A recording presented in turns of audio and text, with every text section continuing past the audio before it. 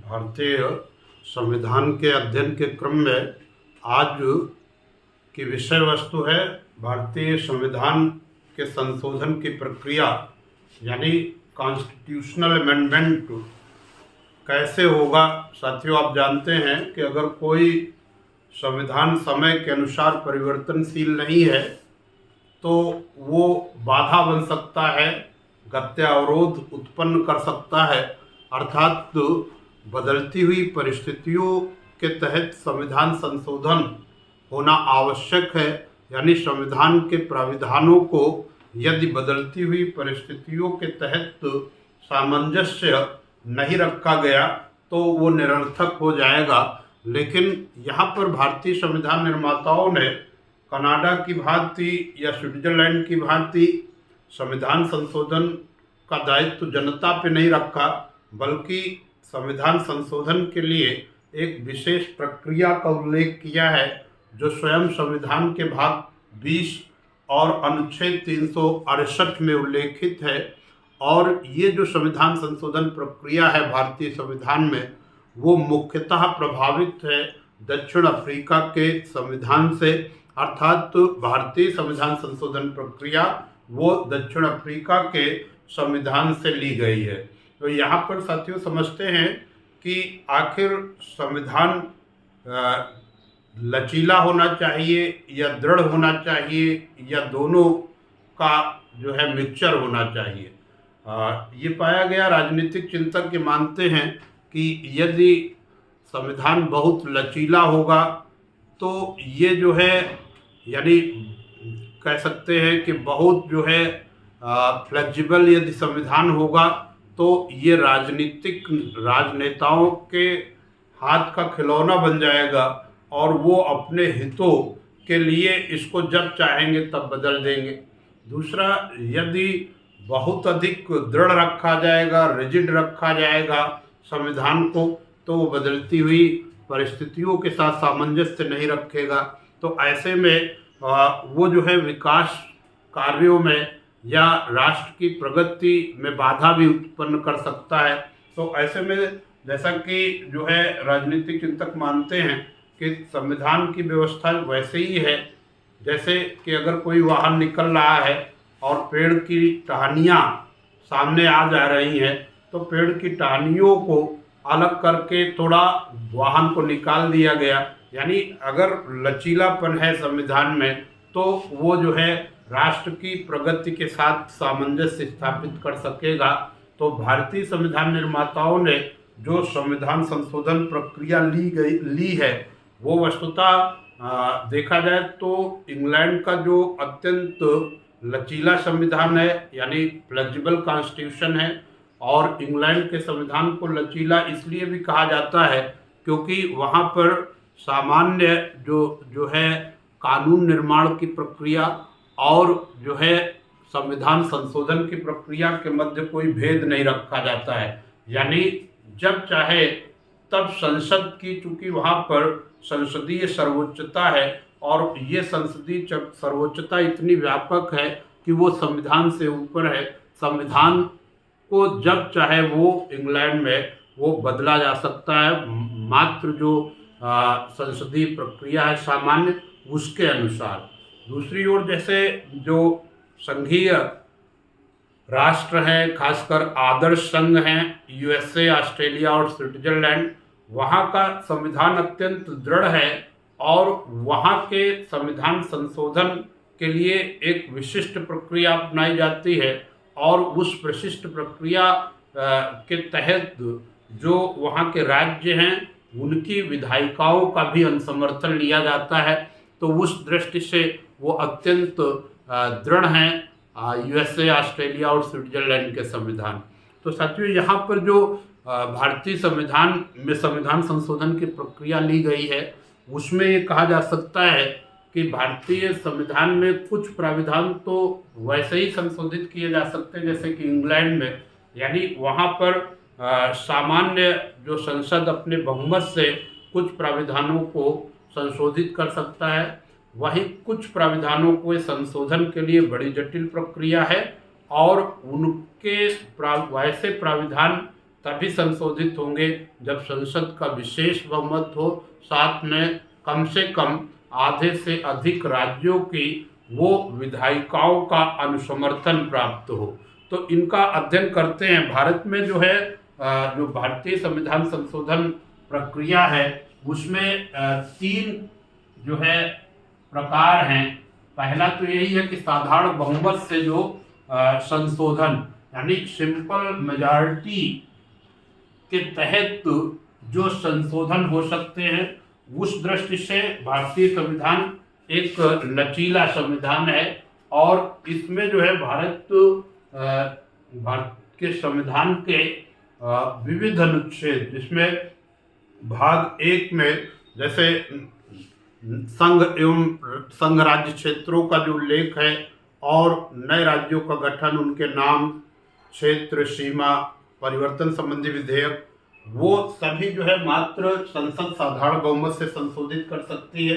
यानी अनुच्छेद 2, 3, 4 वो जो है साधारण बहुमत से संशोधित हो सकते हैं, अर्थात नए राज्यों का गठन और उनके नाम, क्षेत्र, सीमा से परिवर्तन संबंधी विधेयक जितने होंगे वो साधारण बहुमत से संशोधित होंगे। और साधारण बहुमत का आशय यहाँ पर ये है कि संसद के दोनों सदनों में जो उपस्थित सदस्य हैं उनका यदि 50+1 यानी 50% से अधिक अगर सदस्य उसके पक्ष में है तो वो जो है संशोधन हो सकता है। साधारण बहुमत से आशय यही है कि यदि दोनों सदनों का कोरम अर्थात 1/10 सदस्य अगर दोनों सदनों में हैं तो वो प्रक्रिया प्रारंभ होगी और उपस्थित एवं मतदान करने वाले सदस्यों का 50% यानी 50+1 अगर है यानी 50% से अधिक है तो वो प्राविधान संशोधित हो जाएगा। इसमें जो है नए राज्यों के गठन, नाम, क्षेत्र, सीमा, परिवर्तन संबंधी विधेयक सभी आ जाएंगे। साथ में नागरिकता संबंधी प्राविधान जो हमारे अनुच्छेद 5 से 11 में उल्लेखित हैं और भाग 2 है वो भी साधारण बहुमत से ही उसका संशोधन हो सकता है। इसी तरीके से जो अनुच्छेद 75 कहता है कि जो है राष्ट्रपति बहुमत दल के नेता को वो जो है प्रधानमंत्री के रूप में नियुक्त करेगा और उसकी सिफारिश पर अन्य मंत्रियों की नियुक्त करेगा। इसका भी संशोधन साधारण बहुमत से हो सकता है।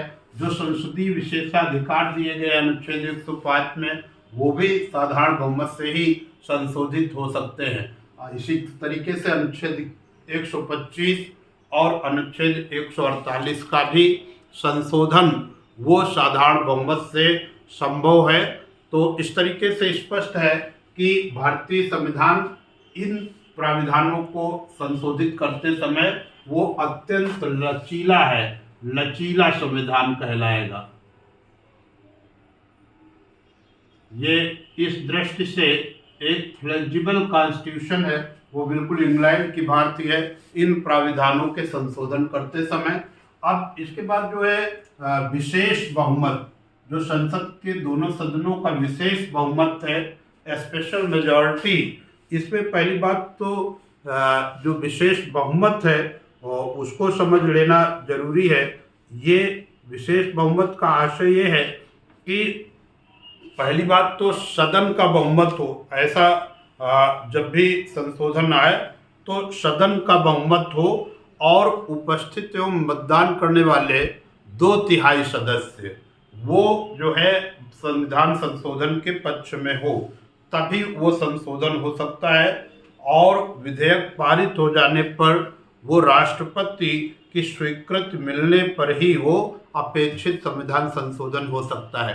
तो विशेष बहुमत स्पष्ट हो जाना चाहिए कि सदन का बहुमत हो, अर्थात 50+1 वो सदस्य उस समय उपस्थित हो। सदन का बहुमत का आशय है कि मान लीजिए 545 लोकसभा में है तो इसमें आधे से अधिक सदस्य उपस्थित हो, 273-74 सदस्य वो उपस्थित होना अनिवार्य है। फिर जो उपस्थित मतदान करने वाले सदस्य हैं उनका 2/3 वो जो है संविधान संशोधन के समर्थन में होगा, तभी जो है वो संशोधन हो पाएगा। और राष्ट्रपति जब उस पर हस्ताक्षर कर देगा तो संविधान में अपेक्षित संशोधन हो सकेगा। तो इसमें जो है अगर देखा जाए विशेष बहुमत से जो प्राविधान हैं वो संविधान का अधिकांश भाग इस प्रक्रिया से संशोधित हो सकता है। केवल संघीय ढांचे से भिन्न सभी प्राविधान जो हैं वो संशोधित होंगे। यहाँ पर एक बात स्पष्ट हो जानी चाहिए कि जो संघीय ढांचे को प्रभावित करने वाले प्राविधान हैं वो जो है इस प्रक्रिया से संशोधित नहीं होंगे, वो जो है तीसरी प्रक्रिया से संशोधित होंगे। जो भी हमारे संविधान के फेडरल फीचर्स हैं वो जो है तभी संशोधित होंगे जब जो है वो विशेष बहुमत के साथ साथ कम से कम आधे राज्यों से अधिक जो विधायिकाएं हैं वो भी अनुसमर्थन कर दे, वो भी रेटिफाइड कर दे, तो तभी वो प्राविधान संशोधित होंगे।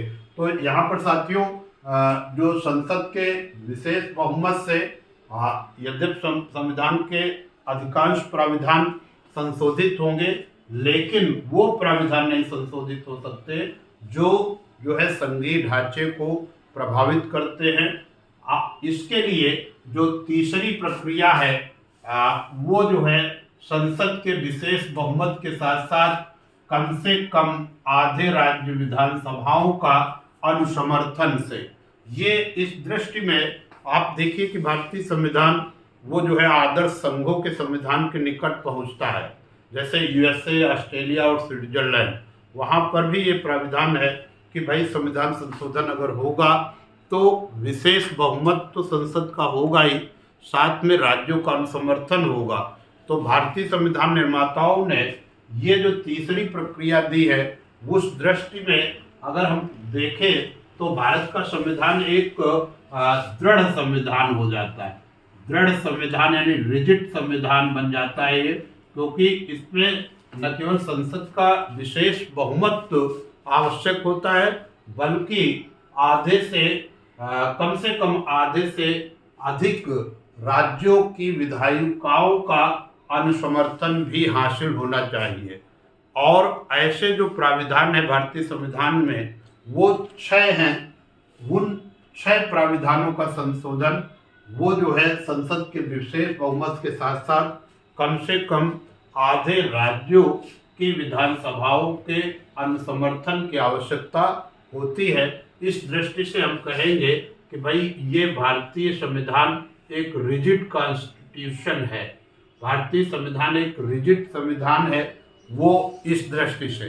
तो यहाँ पर साथियों जो पॉइंट हैं वो समझ लेते हैं कि कौन कौन से ऐसे प्राविधान हैं जो संसद के विशेष बहुमत के साथ साथ कम से कम आधे राज्यों की विधानसभाओं के अनुसमर्थन से ही संशोधित होते हैं। पहली बात तो ये है कि निर्वाचित राष्ट्रपति का पद और राष्ट्रपति के निर्वाचन की प्रक्रिया। अगर ये जो है प्राविधान कर दिया जाए कि भाई निर्वाचित राष्ट्रपति का पद नहीं होगा और नामित होगा, तो ऐसे प्राविधानों को संशोधित करने में आधे से अधिक राज्यों के अनुसमर्थन की जरूरत पड़ेगी।